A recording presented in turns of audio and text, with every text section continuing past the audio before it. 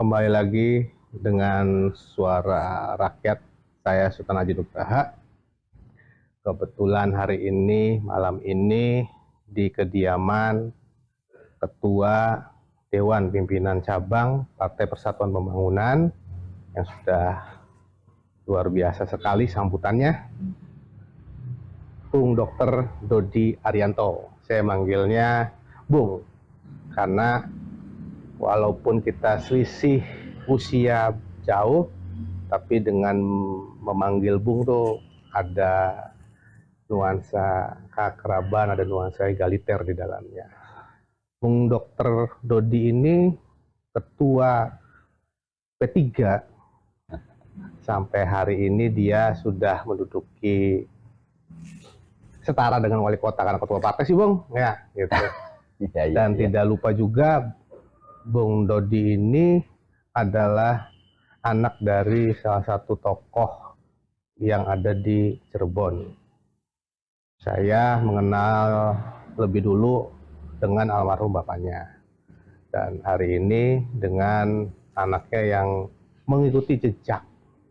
Artinya mengikuti jejak tuh untuk masyarakat sekitar, masyarakat kota Cirebon, yang kalau boleh saya bertanya tuh, kenapa sih udah hidup enak, sudah hidup ya nyaman lah sebagai seorang dokter, duit banyak kok, mau-maunya gitu loh, mikirin orang banyak. Priben, awalnya ke Priben. Ya, gimana? Terima kasih Bung Haji. Saya datangan Bung Haji dalam suasana yang penuh akrab. Tadi sedikit disinggung soal perjalanan sedikit saya, latar belakang saya, dan pertanyaannya kenapa sudah hidup enak gitu ya, tapi masuk ke dunia yang memang harus berkecimpung dengan orang yang lebih banyak, artinya masyarakat.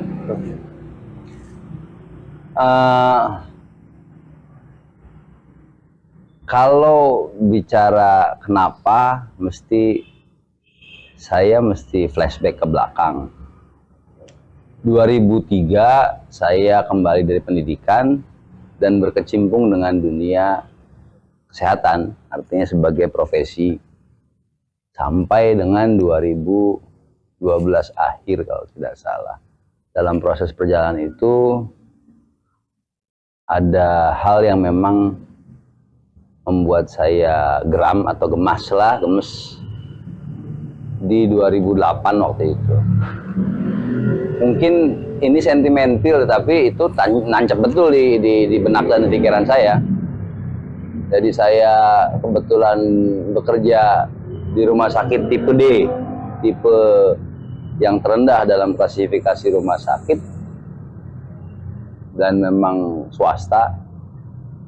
Terus jam 9 malam kedatangan pasien dengan gangguan fungsi ginjal yang kondisinya sudah tidak baik lah, dan saya memutuskan untuk merujuk ke rumah sakit yang lebih tinggi setelah dilakukan penanganan standar untuk kegawat daruratan. Dalam perjalanan lihat kondisi pasien yang memang terpantau betul, sampai dengan tiba di IGD rumah sakit besar di kota Cirebon, saya berharap langsung dapat penanganan yang sesuai. Saya sampai dan saya melaporkan ke dokter jaga yang sedang berdinas saat itu. Pasien kemudian diturunkan, dan kalau saya bilang didiamkan tidak, tetapi tidak kemudian ditindaklanjuti secara cepat. Hampir 15 menit, 20 menit saya di situ menunggu apa tindakan rumah sakit ini terhadap pasien. Waktu itu rumah sakit sedang cukup krodit lah, cukup krodit. Tidak begitu krodit, cuma cukup krodit. Rumah sakit Cirebon, kota.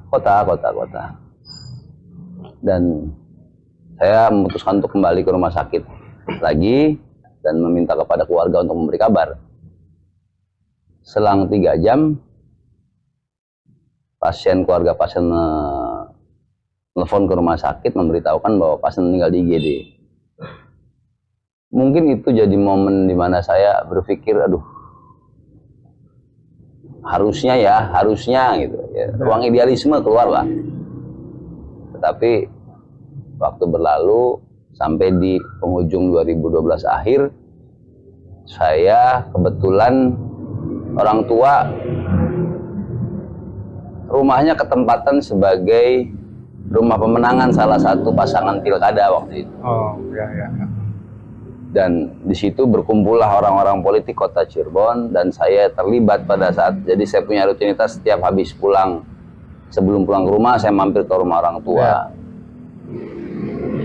Aktivitas diskusinya muncul dan sharing muncul, kemudian merasa tertarik dan tertantang, dan disitulah ada, saya nggak tahu itu provokasi yang memang akhirnya masuk ke dalam pikiran saya untuk ya wis, bismillah.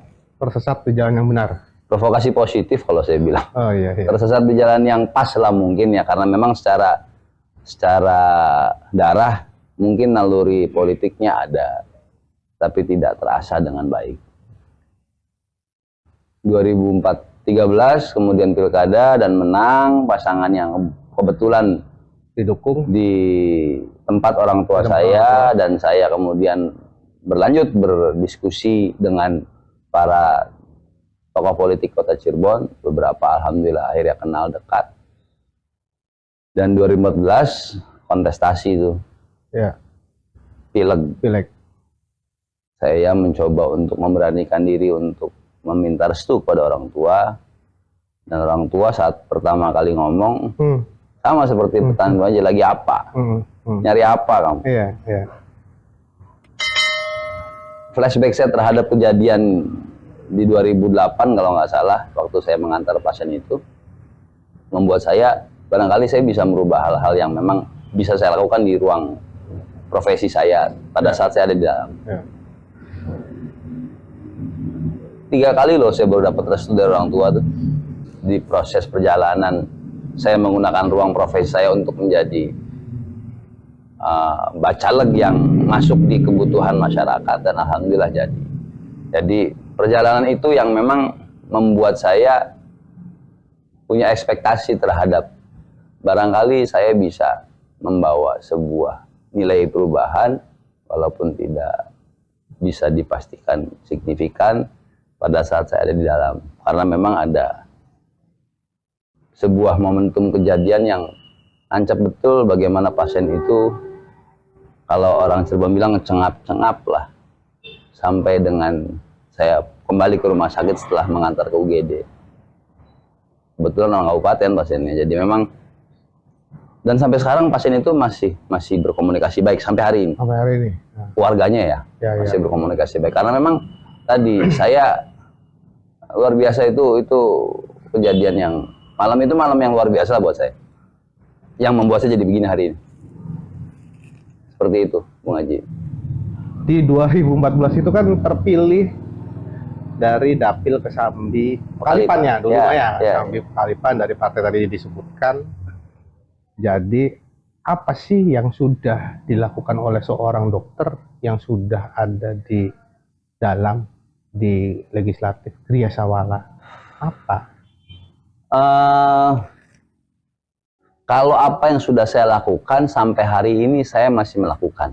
Yang pertama, saya masih melakukan ruang profesi saya terhadap masyarakat, tetapi dengan nuansa yang berbau komoditas politik lah. Artinya saya punya ruang janji terhadap masyarakat terkait dengan pelayanan, dan saya jalankan sampai hari ini dengan janji politik saya waktu itu. Jadi waktu itu saya berjanji dengan profesi saya bahwa kalau saya jadi pemilih saya gratiskan. Dan sampai hari ini masih berjalan. Itu yang pertama dari sisi profesi saya. Dari sisi saya kemudian menjadi dewan, disebut banyak tidak, tetapi ada ruang-ruang yang memang akhirnya saya mencoba untuk memberi nuansa baru di Komisi 3 waktu itu. saya langsung didaulat menjadi wakil ketua komisi. Saya coba untuk masuk ke wilayah bagian dari kebutuhan masyarakat, yaitu rumah sakit, yaitu kesehatan ya. Alhamdulillah terjadi sinergitas yang cukup membuat terjadi beberapa perubahan. Contoh, dari sisi sosial ada perubahan respon time. Respon time ini adalah waktu di mana pasien datang kemudian terlayani dengan baik. Perubahan pada sisi peningkatan sarana pasien yang memang ingin privilege lebih tanpa menghilangkan sisi sosial. Akhirnya dibuatlah klinik yang memang berbasis bisnis untuk menopang kebutuhan rumah sakit. Kemudian perbaikan pada infrastruktur yang memang harusnya rumah sakit dengan klasifikasi tipe B harus ditunjang dengan itu. Kebutuhan SDM, akhirnya diskusinya jadi berkembang tuh. Berkembang dengan rumah sakit khususnya. Dan saya menekankan pada saat saya duduk, poinnya adalah SIMRS, Sistem Informasi Manajemen Rumah Sakit. Artinya sistem ini yang memang harus coba untuk dipaksakan bisa sebagai basis teknologi, informasi, dan pelayanan di rumah sakit supaya masyarakat atau pasien bisa mendapatkan kenyamanan. Ini masih penyempurnaan sampai hari ini. Masih belum sempurna, tetapi usaha dari rumah sakit ke arah yang positif. Ini dari sisi rumah sakit. Dari sisi BPJS yang memang juga berkutat dengan ruang kesehatan, masyarakat hampir boleh dibilang belum tercover semua, walaupun memang bertahap, tetapi arahnya juga memperbaiki kualitas kesehatan dari sisi jaminan kesehatannya dari BPJS yang akan di-cover secara keseluruhan untuk masyarakat Cirebon. Nah, dari Dinas Kesehatan, alhamdulillah saya melahirkan Perda ASI eksklusif, di mana masyarakat, pasangan muda yang mungkin secara ekonomi belum mapan, kemudian dia harus mencari nafkah, suami istri untuk nopang, pada saat ruang kerja tidak memberikan kebebasan atau ruang fasilitas untuk bisa menampung air susunya, akhirnya terbuang, diperdakan, dan alhamdulillah Gul, dan masih berjalan sampai sekarang, masih berlaku. Semua mall dan semua usaha sesuai dengan bunyi Perda memberikan ruang khusus kepada ibu-ibu yang memang masih menyusui.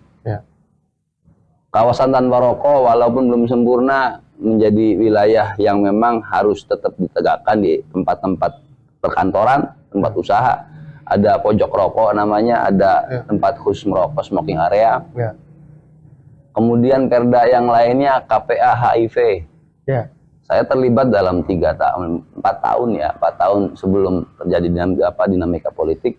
Perda-perda yang memang krusial, yang mungkin belum menjadi prioritas bagi pemerintah. Mungkin pada saat saya masuk, saya punya ide untuk memunculkan itu. Dan alhamdulillah alhamdulillah itu yang mungkin bisa saya tuangkan selama saya menjabat di periode 2014-2019.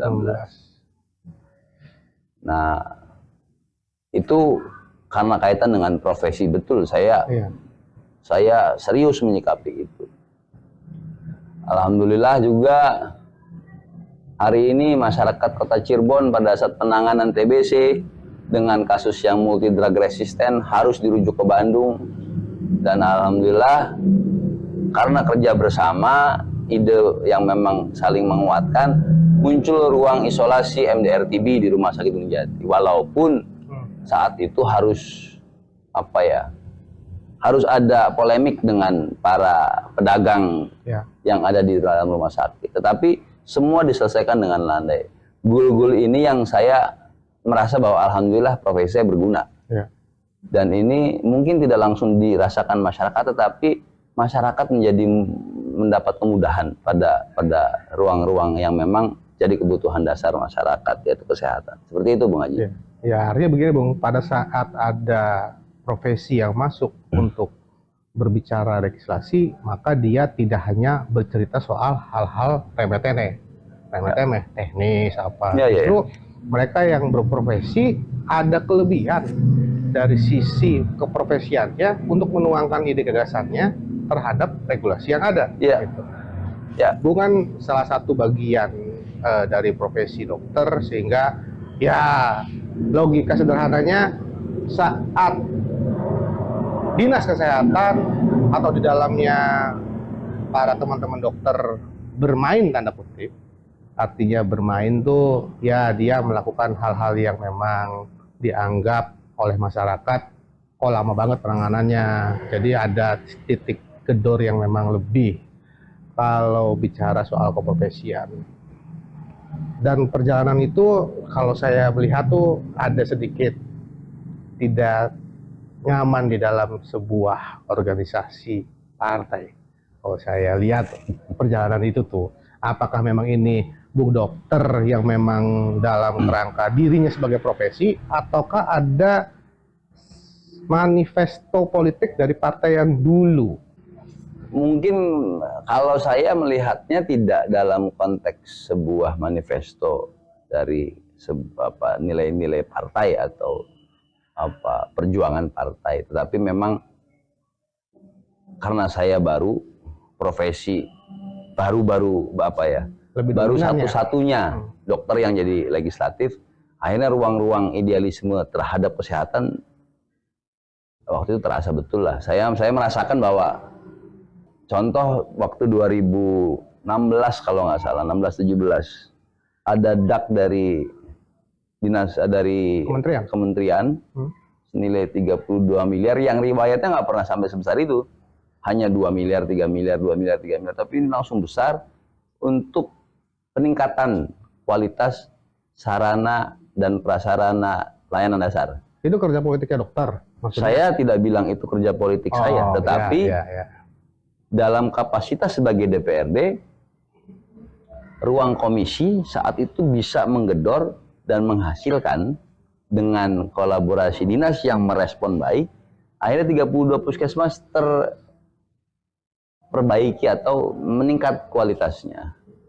Ini yang saya bilang, kalau disebut itu manifesto dari sebuah partai, mungkin karena ruang idealisme saya pada saat baru pertama dokter jadi DPRD, nilai idealisme kesehatan masih kuat, saya pengen A, B, C, D, dan itu dituangkan dalam kebijakan sebagai DPRD di komisi yang bermitra dengan kesehatan, dan saya wakil ketua komisi waktu itu, ya jalan tuh. Dan sekarang luntur idealismenya? Masih, tetapi karena memang hari ini tidak di komisi kesehatan lagi, jadi tempat yang berbeda, tetapi secara utuh keseluruhan semua SKPD ini kan prinsipnya manajerial. Dan saya melihat di semua SKPD prinsip manajerial ini akan terpakai pada saat sistem yang baik diterapkan. Apa gara-gara egosentris keprofesian sehingga Bung ini terdepak dari partai yang sebelumnya? Iya. Ini ya langsung mengerucut situ ya, situ ya. Ya kan viral itu. Ya, dan itu terjadi 2017 menjelang 18 kalau nggak salah, menjelang pilkada. Jadi momentum pilkada itu, saya tidak tahu apakah ini menjadi gambaran sikap politik saya, atau memang naluri saya yang lebih kuat untuk bisa mengambil sebuah sikap politik waktu itu. Ada 2 pasangan pilkada. Kebetulan ketua partai saya waktu di partai yang lalu mencalonkan juga menjadi wakil wali kota, saya berbeda pilihan. Apakah itu menjadi sikap politik saya karena egosentris atau memang sesuatu hal di dinamika perjalanan politik saat itu? Yang jelas saya merasakan ruang idealisme saya kuat betul waktu itu. Barangkali saya berharap punya ekspektasi lebih terhadap pemimpin yang baru saat itu. Dan sikap saya berdampak, saya harus menerima konsekuensi ya. Diberhentikan.